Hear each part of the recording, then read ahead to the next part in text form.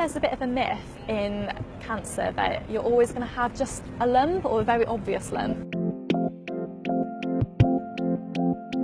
The case of blood cancer is that often you can have a lump, especially in lymphoma. There's actually a range of other symptoms which can be harder to identify initially.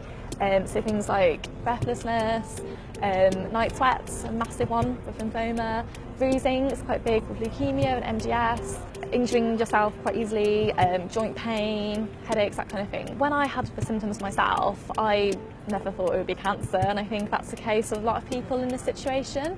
You just kind of put it down to winter virus or flu, that kind of thing. But yeah, as the months went by, I did start to think it's got to be something more serious. But yeah, cancer didn't cross my mind. In me, it kind of formed a few masses around my neck and chest area. The biggest was about 9 centimetres long, 6 centimetres wide, and it was kind of wrapped around my windpipe, so that was what was making me struggle to breathe. Chemotherapy has a lot of side effects, so hair loss is, one of the most visible ones.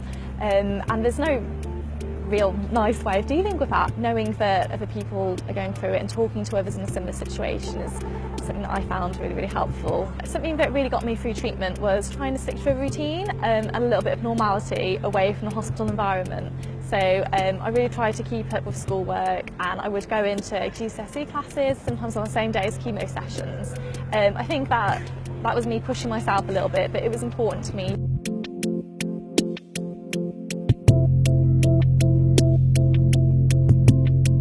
This installation in Paternoster Square is a really important way of making blood cancer visible. It has 104 people's names.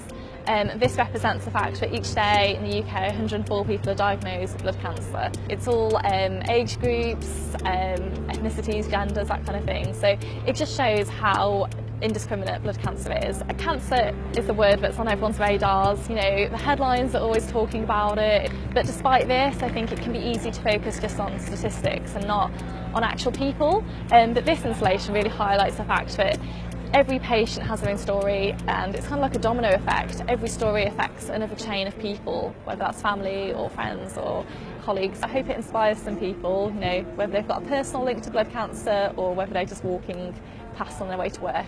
We definitely can't become complacent in the fight against blood cancer.